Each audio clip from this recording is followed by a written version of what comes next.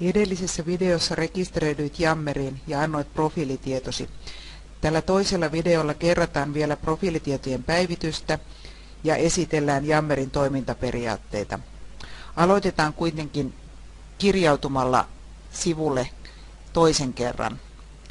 Eli Jammeriin pääset kirjoittamalla selaimen osoiteriville www.jammer.com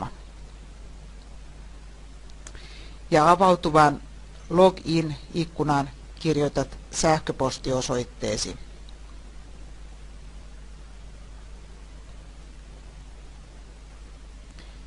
Ja salasanasi.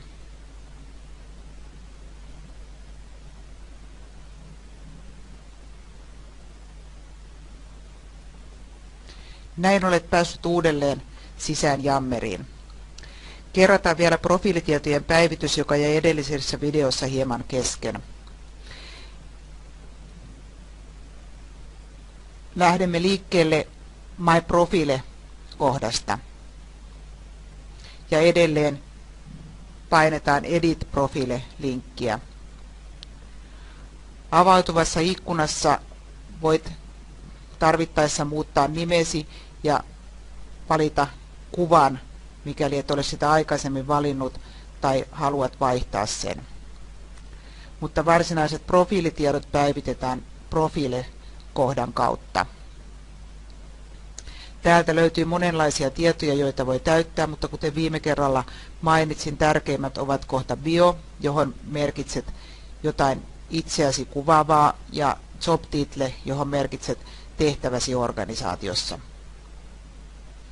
Täältä löytyy yhteystietoja, joita voit täyttää, ja myös työpaikkatietoja. Plussaa klikkaamalla avautuu kohta siihen, ja samaten koulutustietoja voidaan tänne kirjata. Ihan oman valintasi mukaan voit sen tehdä, ja ainahan se tietysti on hyvä, jos näitä tietoja mahdollisuuksien mukaan laittaa, niin silloin me tiedetään toisistamme vähän enemmän. Ja Save-painikkeella saat päivitettyä tietosi.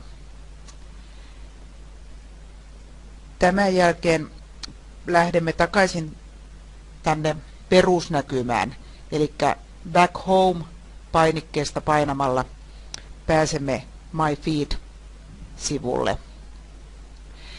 Tässä näet uutisvirrassa kaikki verkostossa olevat viestit, joista uusin on aina ylinnä. Sivu on vielä lähes tyhjä, mutta kirjautuessasi sisään siellä varmaan on jo jotain enemmänkin viestejä. Oma viestisi voit kirjoittaa klikkaamalla What are you working on -tekstikenttää, jonka jälkeen kirjoitat viestisi.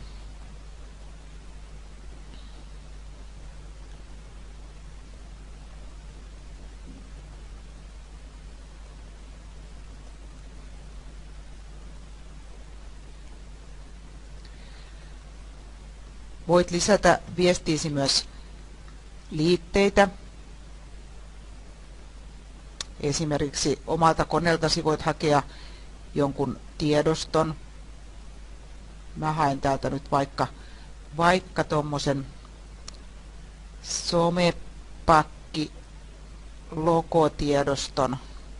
Aika pieniä näiden tiedostojen kannattaa pyrkii olemaan, muuten ne ei tosiaankaan välttämättä näy. Tulevat ihan mukavasti tähän näkyviinkin.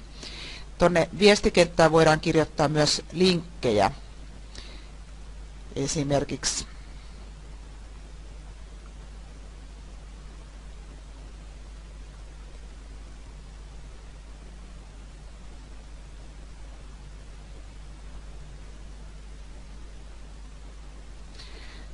Someron kansalaisopiston linkki avaa tämmöisen esikatselunäkymänkin.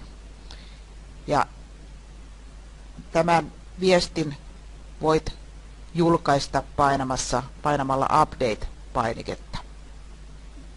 Näin se ilmestyy sinne uutisvirtaan.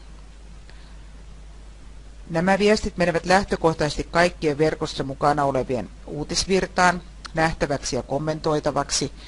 Voit vastata uutisvirrassa näkyvään viestiin tai kommentoida sitä replay-painikkeen kautta. Tällöin sinulle avautuu ikkuna, johon voit kirjoittaa viestisi ja lähettää sen edelleen tähän etusivun uutisvirtaan. Jos haluat lähettää henkilökohtaisen viestin, tapahtuu se Private Messages kautta. Tällöin kirjoitat to-riville vastaanottajan nimen ja message-kohtaan kirjoitat viestisi.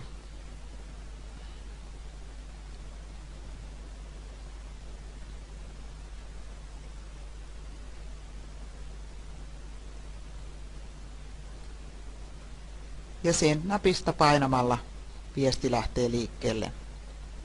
Tässä on itse asiassa ne perusasiat, joilla pääset hyvin liikkeelle. Tutustu tähän sovellukseen ihan itsenäisesti, klikkaile erilaisia linkkejä ja katso mitä sieltä tulee. Ja kun haluat poistua sovelluksesta, paina oikeassa yläkulmassa olevaa nimilinkkiäsi ja sieltä edelleen log out.